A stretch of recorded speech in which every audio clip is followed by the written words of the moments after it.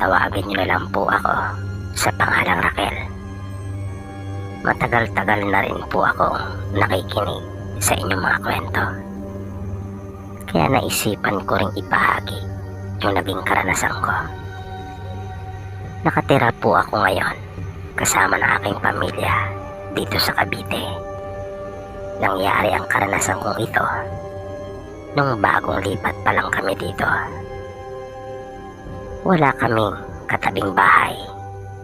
Siguro ang pagitan ay mga 15 hanggang 20 metros ang layo.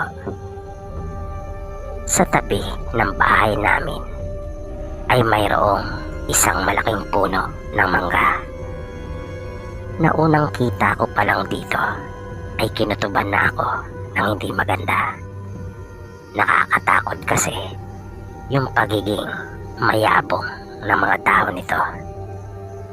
Malaki talaga siya na malapad yung nasasakop ng kanyang lilim. Nung isa pa lang yung aming anak ay minsang naiwan kami sa bahay dahil pumapasok yung mister ko sa pabrika. Siguro ay pasado 11:00 pa lang iyon ng umaga at pakakainin ko na yung aming anak na mahigit 1 taon pa lamang noon nang makarinig ako na nagkakaingay sa may labas ng aming bahay. Kaya napasilip akong bigla sa aming bintana. Ilang beses pa akong nagpalingalinga sa kung saan nanggagaling yung ingay, pero wala naman akong nakita. At bigla ring nawala yung mga ingay nung sumilip ako.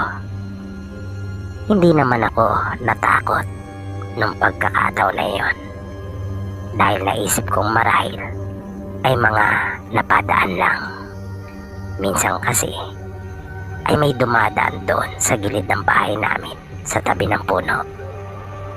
Mayroon kasing shortcut na daan palabas sa highway.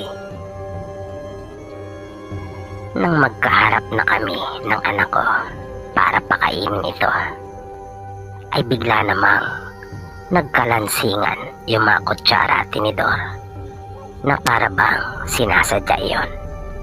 Naalala ko tuloy na minsan sa handaan kapag nagkakatuwaan ay pinupukpok yung kutsara at tinidor sa isa't isa. Kaya napalingon ako. Kinabahan na ako ng oras na iyon dahil doon sa puno nagmumula yung mga ingay. At wala naman sigurong gagawa ng ganon na dumaraan dahil hindi pa naman Kapaskuhan noon. Pero sinikap kong pakalmahin ang aking sarili. Nang sinusubuan ko na yung aming anak, ay biglang nakaamoy naman ako ng napakabango na para bang may natapon na isang bote nito. Kaya minsan na namang naagaw yung atensyon ko at muling napatingin doon sa may puno. Pero mas nakakagimbal ang sumunod na nangyari. Nakakita ako ng isang nilalang na nakatayo sa mismong tabi ng grills ng bintana namin. Pero hindi ko nakita yung mukha nito dahil sa mabalahibo at may kataasan iyon. Kaya mabilis kong kinarga yung anak ko at pumasok ng kwarto. Isinara ko iyon. Halos ayaw ko nang lumabas pa ng silid naming iyon. Mga ilang oras din siguro ang inilagi namin ng anak ko doon sa loob bago ako nagpasyang lumabas para kunin yung pagkain ng anak ko. Kinagabihan, gusto ko sanang sabihin sa asawa ko yung mga nangyari pero nagdalawang isip ako. Dahil baka kasi kanya lang akong pagtawanan at hindi maniwala. Kaya sinarili ko na lang. Habang nag-aasikaso pa ako sa kusina, ay nakita kong pumasok na ang mister ko sa kwarto namin. Karga ang aming anak na nooy nakatulog na rin.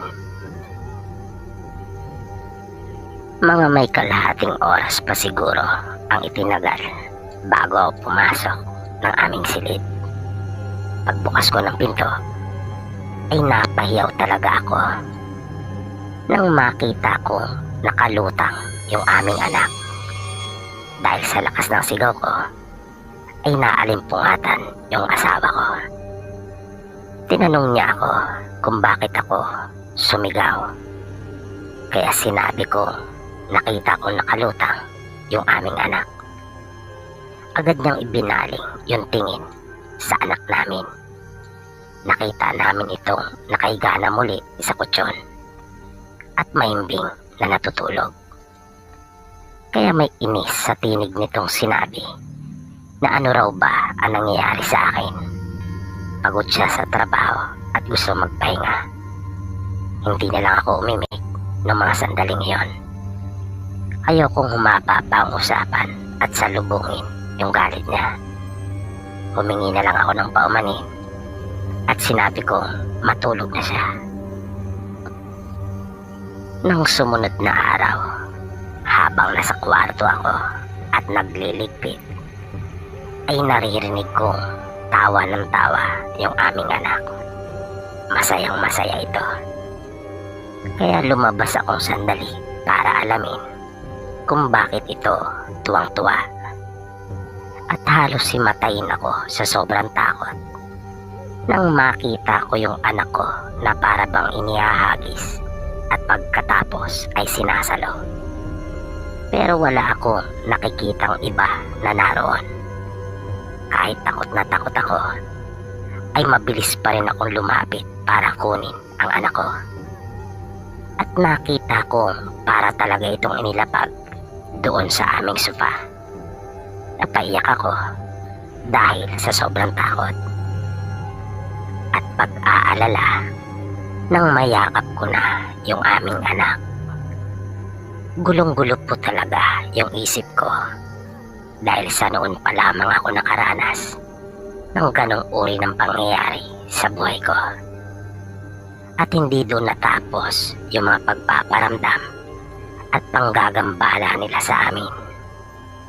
Minsan ng katanghaliang tapat, habang mahimbing na natutulog yung aking anak at ako naman ay nakahiga sa kanyang tabi, ay nakarinig ako na mayroong tumatawag sa labas. Boses iyon ng isang babae. Kaya tumayo ako para alamin kung sino iyon at kung ano ang kailangan. Pagbukas ko ng pinto ay bumungad sa akin ang isang matandang babae at nakalahad ang mga palad nito. Kung kaya naunawaan ko na kaagad ang kanyang pakay. Tumalikod ako at sinabing sandali lang. Kukuha ako ng pera sa pitaka ko noon. Nang pagbalik ko ay wala na yung matanda. Biglang kumabog yung dibdib ko. Mabilis kong isinara yung pinto at agad na tinungo yung aming silid kung saan naroon yung aming anak. At laking gulat ko nang wala na ito doon sa higaan. Para akong pinagsakluban ng langit at lupa nung mga oras na iyon. Lumabas ako ng silid at hinahanap sa kabuuan ng bahay ang aming anak. Pero hindi ko ito matagpuan. Panay nang iyak ko noon. At ang ipinagtataka ko ay paano nawala ito. At sino naman ang kukuha. Gayong isa lang naman ang pintuan ng aming bahay.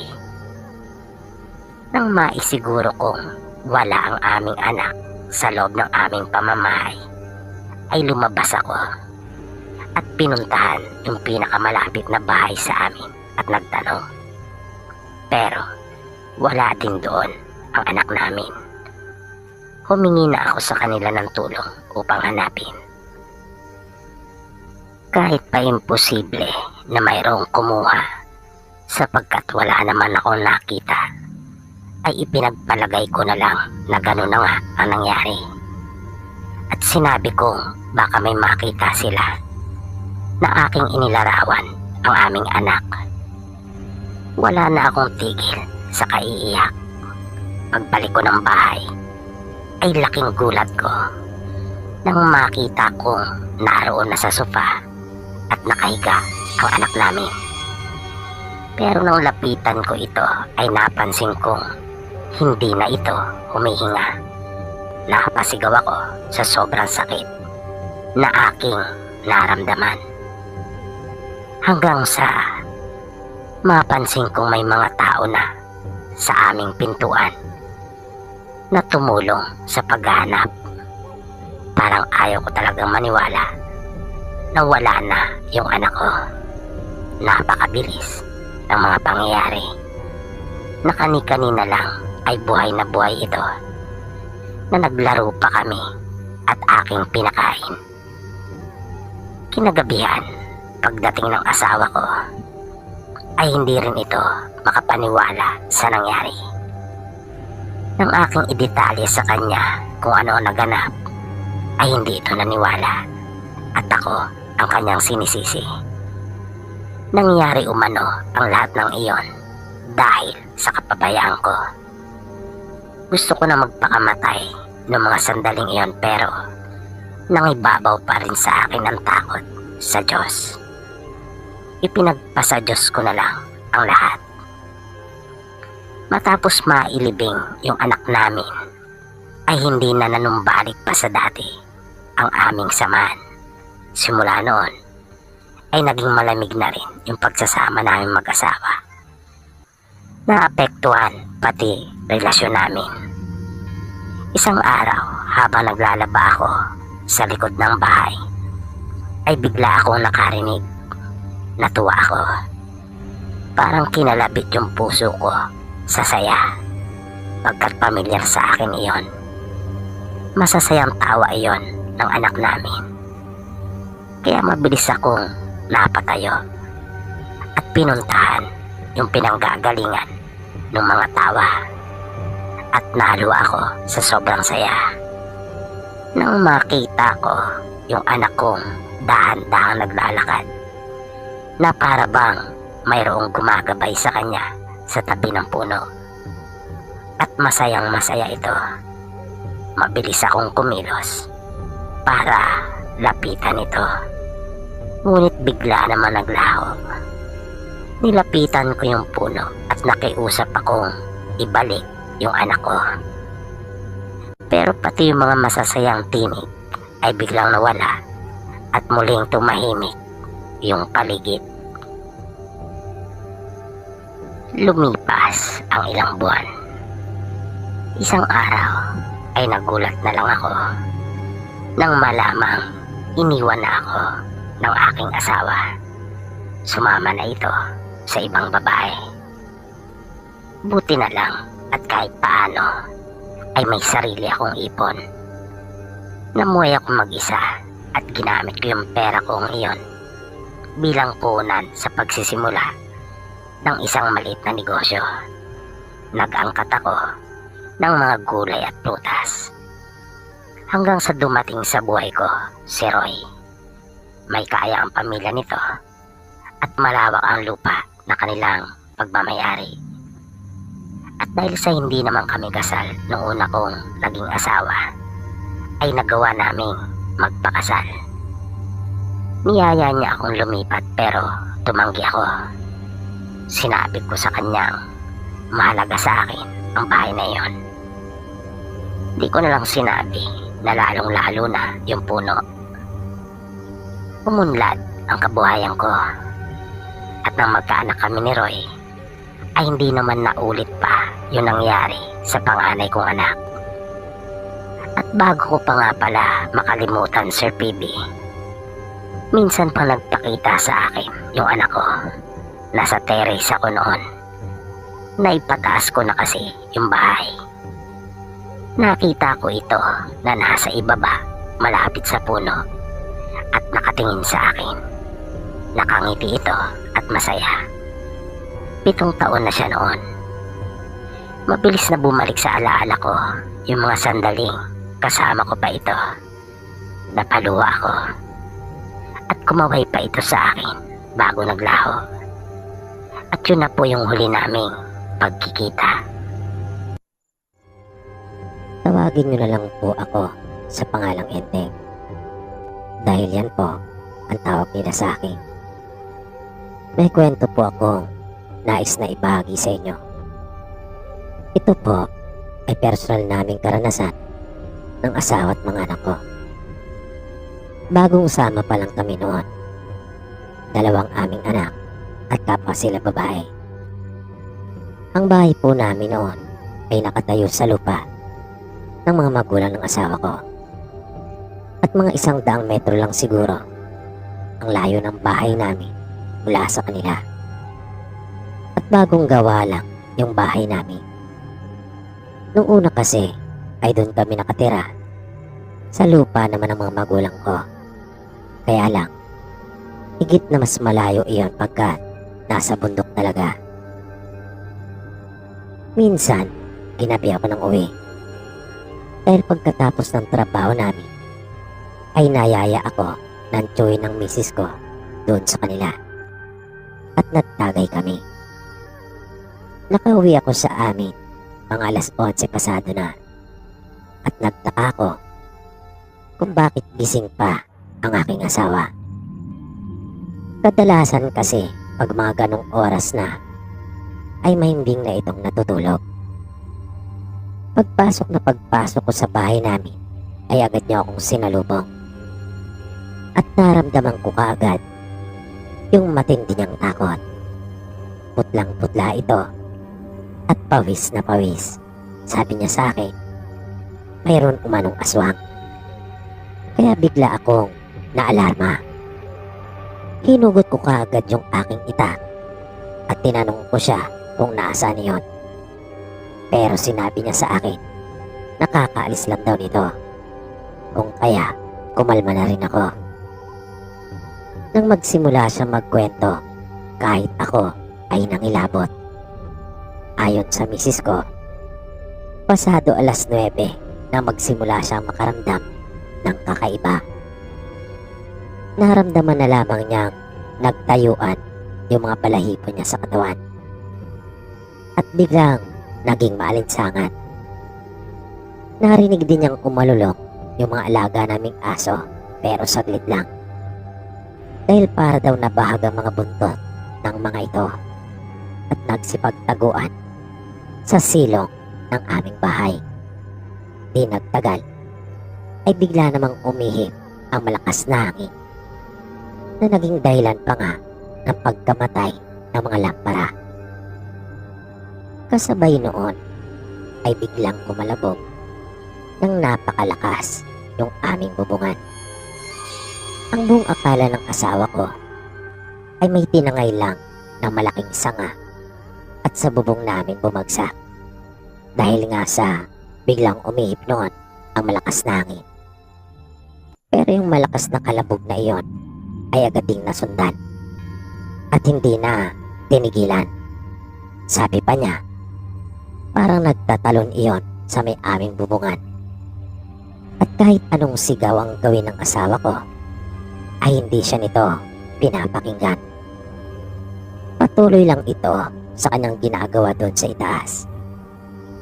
Sa totoo lang po, doon lang ako nakarinig ng ganon. At naisip ko kaagad na hindi nga iyon maganda para sa kaligtasan ng pamilya ko. Dahil sa lugar namin ay halos magkakakilala naman kami. At walang sino mang gagawa ng ganon sa amin. Kaya naniniwala ako sa kwento ng misis ko. Malakas din ang kutob ko na aswang nga ang gumawa noon. Ng mga sumunod na araw ay sinikap kong maaga makauwi ng bahay. Kaya kahit panay ang yaya ng mga kaibigan at kamag-anak ng asawa ko sa akin, ay akin muna silang tinanggihan. Pero hindi naman bumalik yung aswang. Kaya habang lumipas yung mga gabi, sa tuwing maaga akong umuwi ng aming bahay. Kaya naisip kong marahil ay hindi na yun mauulit pa. Naisip kong baka napagkatuan lang nito. Nagambalain ng asawa ko nung gabing iyon at magasik ng takot. Kaya nang magyaya yung mga kamag-anak ng asawa ko, nakasama ko sa trabaho, ay nagpaunlak na ako. Gumagawa kami noon ng bahay ng isa rin lang kaanak. At dahil napasarap, kung kaya, ginabi ako muli. At di ko talaga nagustuhan yung nadatnan ko sa bahay namin pag uwi. Dahil inaapoy ng lagnat yung bunso naming anak. At sabi ng asawa ko, muling bumisita yung aswang. At nagtatalo na naman sa aming bubungan. Kung kaya, nagising yung anak namin. At nang kanya itong lapitan at mahawakan, ay nagulat na lamang siya nang mapasok. Dahil sa napakainit nito. Kaya kahit gabi na noon, ay lumabas ako muli ng bahay. At pinuntahan ko ang aking mga biyanan. Nakiusap ako sa kanila na samahan muna ang aking mag-iina. At susunduin ko lang yung nanay ko. Hindi naman manggagamot ang nanay ko pero may nalalaman ito pagdating sa mga aswang. Yun yung unang pagkakataon na makakarating siya sa amin doon sa bago naming bahay. Tinis ko yung lamig ng simoy ng hangin. Inakyat ko yung bundok papunta sa bahay ng mga magulang ko. Ay natutulog na sila. Kaya nagtaka sila kung bakit ako sumadsad ng alanganing oras. Kagad ko namang sinabi sa kanila yung pakay ko. At sinamahan ako ni nanay pabalik sa amin. Gusto rin sanang sumama ng tatay ko noon pero pinigilan siya ni nanay at sinabing kami na lang. Madaling araw na nang dumating kami sa amin. At kasalukuyan ang natutulog ang dalawa naming anak. Hinilot ni nanay yung bunso namin at pinahiran ng langis. Mayroon din siyang inilagay ng mga dahon habang mayroong inuusal. Nang matapos si nanay, ay sunod naman niyang hinarap yung asawa ko at nagpakwento tungkol sa kung ano ang mga nangyari. Habang nagkukwento ang asawa ko, ay umiikot naman ang mga mata ni nanay sa bago naming bahay. Maya-maya, bigla niyang pinutol yung pagsasalita ng misis ko at sinabing daanan ng aswang yung napagtirika namin ng bahay. Nagulat talaga kami kapwa ng asawa ko sa aming narinig at naunawaan namin iyon pala ang dahilan kung bakit kami ginagambala ng mga ito. Mga dahil sabi ni nanay, hindi lang iisa yung gumagambala sa amin aswang. Pinakiusapan ko si nanay na kung maaari ay dumuon na muna sa amin at pumayag naman ito. Nung sumunod na gabi, pagkatapos kong maisuga yung alaga naming kalabaw, ay hindi ako dumiretso ng uwi sa bahay namin. Sa halip, ay nagtago ako sa may malaking puno malapit sa bahay na hindi nahagip ng liwanag. Nagkubli ako doon. Hindi ako pumasok nung araw na yon sa trabaho. Matyaga akong naghintay doon sa ilalim ng malaking puno. Nang mga pasado 9:00 na, kahit ako ay nagulat nang makita ko ang isang tao na naroon na sa bubong namin. Na nakapagtataka po talaga dahil parang nalingat lang akong sandali at naroon na ito. At ang posisyon niya ay para bang naka-squat pero nakayuko at nakalapat din ang mga kamay sa aming bubungan. Nang bigla na lang itong nagtatalon na para bang gusto niya talagang sirain yung aming bubong. Maya-maya ay narinig kong sumigaw na ang asawa at nanay ko. At nagulat talaga ako sa mga sunod na nangyari. Nakita kong lumabas ang nanay ko habang nakasunod sa kanya yung asawa ko. May dala siyang mahabang kawayan na may mga maliliit pa na sanga at dahon sa may bandang dulo. At kanyang hinampas iyon. Nakasama na yung pangbubugaw. Nang puntong iyon ay lumabas na rin ako sa aking pinagtataguan at tumulong na rin. Nakita kong napatingin pa sa akin yung aswang nang maramdaman yung presensya ko. Pulang-pula ang mga mata nito. At para bang nagulat din siya pagkat marahil ay hindi niya iyon inaasahan. Bigla itong tumalon na para bang napakagaan ng kanyang katawan. At wala akong narinig na yabag nang ito ay bumagsak sa lupa. At nang sundan namin, ang tangi na lang naming nakita ay isang puting manok na mabilis tumatakas palayo. Kaya dahil sa pangyayaring iyon, ay kinausap kami pareho ni nanay. Kanya kaming pinayuhan na lumipat na lang ng tirahan dahil hindi umano kami titigilan ng mga aswang at baka lalo pang lumaki ang gulo. Nag-alala rin siya sa amin at sa kanyang mga apo. Baka mapahamak pa raw kami. Pati ang mga biyanang ko ay kanya rin kinausap at sinabing delikado nga sa lupa lang iyon magtayo ng bahay. Kaya nung uli ay lumipat nga kami ng bagong matitiran. Pero makaraan lang ang ilang buwan ay napilitan din kaming umalis. Dahil may lahi din palang aswang yung kalapit naming bahay.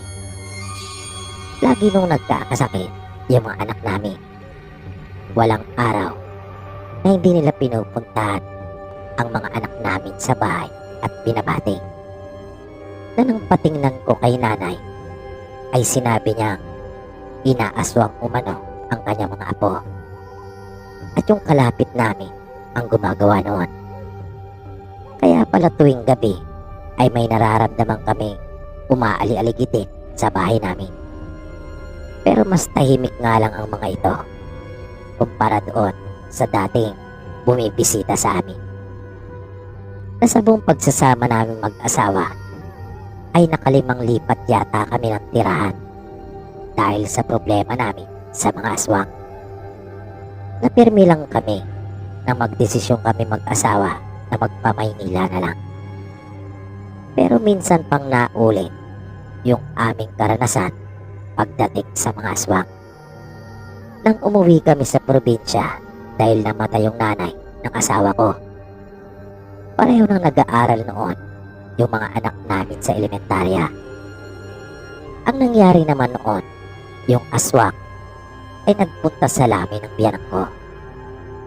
Nung mga mag-aalas 12 na ng hating gabi, ay bigla na lang dumaing yung panganay naming anak nang matinding pananakit ng kanyang sikmura. Ang buong akala namin noon ay nabalis lang ito dahil naniniwala pa kami sa mga usog at balis. Kaya lahat ng mga malalakas ang usog ay nilawayan ito sa pag-aakalang maaring sila ang nakausog sa aming anak. Pero hindi pa rin nawala yung pananakit ng kanyang sikmura at parang ang mas lalo pa itong kumindi. Doon na kinutuban yung nanay ko. Nang kanyang kausapin yung panganay naming anak ay sinabi nito may isang matandang babae na bigla siyang hinawakan sa kamay at parang may hinipan ito sa isang palad papunta sa mukha niya.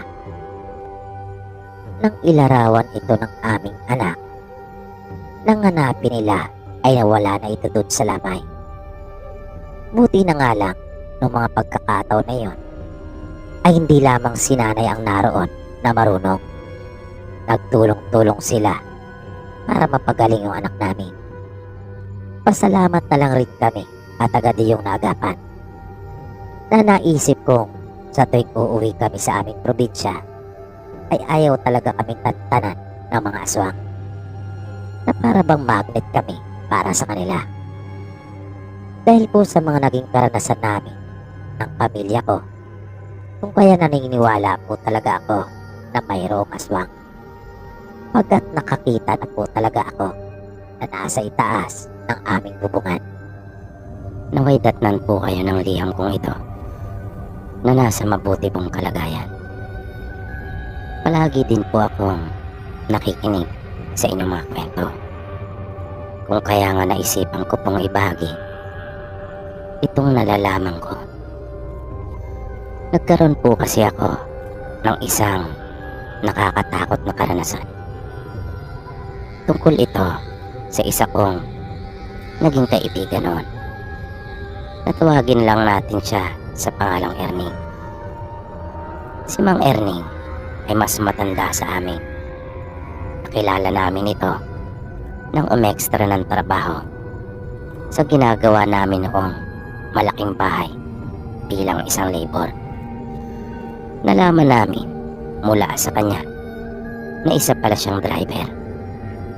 Pumapasada talaga siya pero sira ang kanyang minamaneho noong mga pagkakataon na yon. Kung kaya napilitan mo nang magtrabaho doon sa amin. At dahil mabait ang forma namin, kung kaya pinagbigyan naman ito. Nalaman namin solo sa buhay si Mang Erning at may balak yatang magpakamatandang pinata. Mabait siya at may kasipagan din. Kapansin-pansin nga ang kakaiba nitong lakas. Wala rin itong reklamo sa bawat iutos ng mga kasama ko sa kanya. Pero kakaiba ang pormahan ni Mang Erning. Parang nabubuhay pa ito noong mga dekada 70. Mahabang kanyang buhok at malago. Malaki din ang kanyang mga kamay. At kapansin-pansin yung mahaba niyang mga kuko. Pinansin ko nga iyon nung kumakain kami at nangiti lang ito sa akin. Pero dahil sa ginawa kong pagpansin doon kung kaya pati yung ibang mga kasama namin ay napatingin sa kanyang mga kuko. At kanilang biniro si Mang Erning ukol sa kung para saan yun at bakit niya yun pinapahaba ng ganon. Sinabi niya sa mga kasama ko na maraming gamit at malaking tulong para sa kanya ang pagkakaroon ng mahabang kuko. At kanya pa kaming pinakitaan. Nagulat at namanga kami sa tigas noon. Sa loob-loob ko, delikado pa lang magalit si Mang Erning. Magugulat at talagang mabibigla ang kalaban nito kung sakali. Dahil aakalaing wala itong kargada, na wala kang kamalay-malay, na yung mismong mga kukupalan nito ay sapat na para gamitin laban sa'yo. Kinahaponan, pag-uwi namin sa barracks, matapos ang trabaho, ay hindi ko maiwasang mabanggit si Mang Erning sa aking mga kasama. Puro magaganda naman ang kanilang sinabi tungkol kay Mang Erning. Pero isa sa mga kasama ko ang nagsabing para daw itong aswang. Medyo nagulat pa nga kami nang marinig yung sinabi niyang iyon. Pero yun din mismo ang nasa isip ko. Para nga itong aswang dahil sa kanyang itsura at ayos.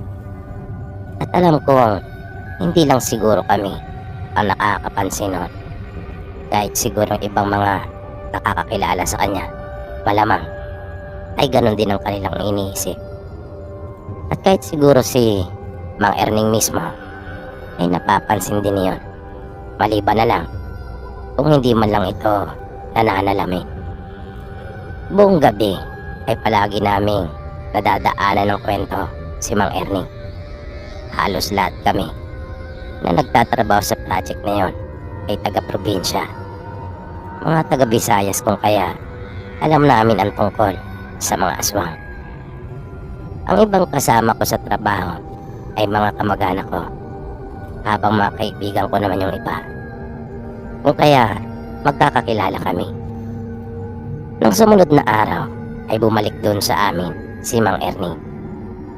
At nais nitong umextrang muli dahil hindi pa rin daw ayos yung sasakyang ibinabiyahe niya. Pumayag naman yung chewing ko at kanya itong pinagtrabahong muli. Kinahaponan, nakiusap ito sa chewing kong foreman kung maaari ba raw siyang bumali para nang sa ganon ay may pambili siya ng pagkain. Pumayag naman ang chewing ko at kanya itong binigyan ng pera. Makaraan ng ilang oras, nang nasa barracks na kami at kasalukuyan ng nagpapahinga, ay nabigla kami nang dumating doon si Mang Erning at may dala na itong inumin. Pinapasok namin siya at pinaupo. Nilinis ng mga kasama ko yung mesa at inalis ang mga nakapatong doon. Kinuha ni Mang Erning mula sa lalagyan yung bote ng alak at inilagay sa ibabaw ng mesa. Maya-maya ay mayroon pa itong kinuha mula roon at nakita namin ang isang lalagyan na kanya ring ipinatong doon sa ibabaw ng mesa. Nang buksan niya iyon ay kaagad nang malimuya yung mabango ng amoy. Hindi lang pala inumin ang kanyang dala, kundi may baon din pala itong pulutan. Pero hindi namin malaman kung anong karne iyon dahil sa para yung dinurog at hinimay. Kaya nagtanong kami kay Mang Erning. Sinabi naman niya sa amin na pinaghalong karne umano iyon ng baboy at manok. Napakalasa noon at ang galing ng kanyang pagkakagata. Nag-aagaw ang anghang at linamnam. Maya-maya bigla naming narinig ang chewing ko na sinabing tama na raw yung tikim at umpisa na raw yung inuman. Kung kaya inihanda na nila yung mga gagamitin at sinimula na ngang paikutin yung baso. Kanya-kanya na kaming pwesto. Habang umiinom ay hindi ko talaga maiwasang pagmasdan si Mang Erning dahil sa kakaibang ayos nito na sa isang banda ay napakaastig kung iisipin ng forma niya. May nakatali pa itong bandana sa kanyang ulo, balbas sarado at mahabang kanyang buhok.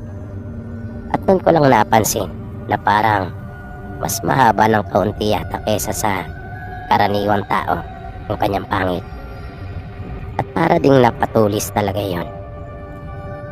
Pero napapayo ko na lang ako, sabay mapapailing kapag sumasagi sa isipan kong isang bagay ukol kay Mang Erning na ito ay isang aswang. Pero walang sino man sa amin ang nagsasabi ng ganon sa harap mismo ni Mang Erning. Nasasabi lang namin ang ukol sa bagay na iyon kapag kami-kami lang ang magkakaharap at amin itong napag-uusapan. Hanggang sa bigla na lang may pumansin sa kanyang pangil. Sabi ko na nga ba na hindi lang ako ang makakapansin noon. At hindi talaga nakatis yung kasama namin. At kanyang tinanong si Mang Erning kung dati na raw ba yon. Dahil parang mahaba daw ito ng bagya kumpara sa amin at dihamak na mas matulis. Ngingiti-ngiti lang namang sumagot si Mang Erning at pabirong sinabi na mas umahaba pang araw ito pagkaminsan. At nagtawanan kaming lahat. Hindi na namin namalayan yung oras. Nagpaalam na ako sa kanila na mauuna nang matulog dahil sa tinamaan ako. At pakiramdam ko ay malapit na ako magsuka. Naisip kong sayang naman kung iluluwa ko lang yung masarap na pulutang dinala sa amin ni Mang Erning. Baka nga pinaghirapan pa niya yung lutuin para lang sa amin, dala ng kanyang pakikisama. Nang nakahiga na ako ay akin pa silang naririnig na masaya nagkukwentuhan at nagtatawanan. Hanggang sa nakatulog na ako at di ko na sila namalayan pa. Kinabukasan, pagdating namin sa aming pinagtatrabahuan ay naroon na kagad si Mang Erning. At parang walang nangyaring inuman noong nagdaang gabi. Masiglang masigla ito na hindi ko alam kung nagawa pa ba nitong makatulog nang umuwi. Dahil sabi ng chewing ko, madaling araw na sila natapos. 2:00 pasado ng araw ang magpasya na silang tumigil. Kinahaponan ay sahod na namin kung kaya lahat kami ay may pera. At tulad ng nakagawian namin, nag-aambagan kami. At tinutusan ng chewing ko yung isa kong pinsan na mamalengke. Dahil linggo kinabukasan at wala kaming pasok. Kaya nagkakaroon talaga ng inuman kapag araw ng Sabado. Pagkatapos ng trabaho namin. At bumalik si Mang Erning nung mga magagabi na. May dala na rin siyang alak at meron na namang pulutan. Sa pagkakataong iyon ay adobo naman ang pagkakaluto. At tulad nung nauna ay masarap at napakalinamnam ng pagkakaluto niya. Kapag amin siyang pinupuri sa luto niya, palagi niyang sinasabi sa amin na kahit kami ay kayang-kaya naming magluto ng katulad sa kanya. Dahil natural na raw na malasa ang mga karne na kanyang isinasangkap. Bago pa pumatak ang alas 7 ng gabi, ay nagsisimula na kami uling tumagay. 3 klase ng puta ang niluto namin ng gabing iyon. Bali pang-4 ang dala ni Mang Erning. Kasama na rin kasi yung aming panghapunan doon. Pero karamihan sa amin ay hindi na kumain ng gabing iyon at namulutan na lamang. Nang pasado alas 11 na ay nagtaka kami nang bigla na lang magpaalam si Mang Erning. Medyo nanibago pa nga sila Angel sa kanya dahil ang buong akala nila ay bababad dito at mananatili hanggang sa matapos ang inuman. Kung kailan pa namang walang pasok sa kinabukasan. Pero kahit anong pigil nila kay Mang Erning ay sumigi pa rin ito. Nagpatuloy. Umuwi na siya at sinabing may mahalaga pa kasi siyang aasikasuhin sa kinabukasan. Kung kaya nung huli ay kanila na lang rin itong hinayaan. Nang malapit nang maubos yung aming inumin at patapos na rin, ay naramdaman kong bigla na lang kumulo ang aking tiyan. Na tumutunog pa talaga at parang nagwawala yung aking mga bituka.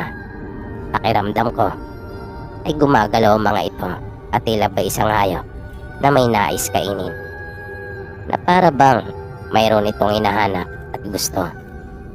Na hindi ko naman alam kung ano. At hindi ko rin maipaliwanag kung bakit sa unang pagkakataon ay nagkaganon ang aking sikmura. At maya-maya pa, pati mga kasama ko ay nagsimula na ring mapahawak sa kanilang mga sikmura at isa-isang namilipit. Nagpalit-palitan kami sa palikuran sa pag-aakalang tawag lamang iyon ng kalikasan. Pero pare-pareho din naman kaming hindi madumi. Na lumalabas din kami kapag nasa loob na ng banyo. At nakita ko yung dalawa naming kasama. Bigla na lang napatingala na nakahawak sa kanilang mga leeg at parang mga nasisiraan ng bait. At nang tumingin ito sa akin ay nakita kong parang may namuong dugo sa kanilang mga mata. Natakot talaga ako at nag-alala nung mga sandaling iyon. Di ko talaga alam kung ano ang nangyayari sa amin. Hanggang sa naramdaman ko na rin na bigla na lang uminit yung aking mga mata. At parang may kung ano sa aking lalamunan kung kaya napahawak ako at napatingala. Matapos iyon ay bigla na lang rin uminit ang aking pakiramdam na para bang nilalagnat ako. Paglapit sa akin ng chewing ko, sabi niya pulang-pula na raw ang aking mata na parang mayroong namumuong dugo. Hindi agad ako nakapagsalita dahil hindi ko kasi alam kung paano ko rin sasabihin sa kanya na ganon din ang kanyang mga mata. Hanggang sa para na kami mga nawala sa sarili na nagpaikot-ikot at mga hindi mapakali. Maya-maya ay may mga biglang dumating. Nakita namin yung may-ari ng bahay na aming ginagawa at may mga kasama na ito. Isa-isa kaming ipinasok sa barracks namin at itinali. Nakita kong dalawang lalaking may kaidara na may hawak-hawak sila. At maya-maya pa ay nagsimula ng umusal ang mga ito. Doon ko na naisip na kanila na pala kaming ginagamot. Nalaman namin nung huli na nakita pala kami ng may-ari. At alam nila na sintomas iyon kapag hinawaan ng aswang doon sa kanilang lugar. Maraming beses na raw kasing nangyari yon doon sa kanila. Binanggit namin sa kanyang ukol kay Mang Erning at sinabi naming nakita na niya iyon nang minsang siya ay magpunta. Siya yung pina-extra ng tsuwi namin. Pagpapaliwanag pa namin sa kanya. Pero sinabi nitong kahit minsan ay wala siyang nakitang ibang tao sa ipinapagawa niyang bahay. Kami-kami lang daw ang lagi niyang nakikita. Naagapan naman kami nung dalawang manggagamot na dinala ng may-ari ng bahay. At nalaman namin mula sa kanila na napakain na pala kami ng karne na hindi dapat kanin. Kaya palang pagkakasabi sa amin ni Mang Erning ay dati na raw malasa yung mga karneng kanyang isinasangkap. Pagkat malasang malasa talagang karne ng tao para sa kanilang mga aswang. Magmula nang mangyari sa amin iyon ay hindi na rin namin nakita pang muli si Mang Erning, na nagbibiroan pa kami pagkaminsan na sa sobra nitong kabaitan pati yung pagiging aswang ay nais pa yata niyang ibagi sa amin. Maraming salamat po.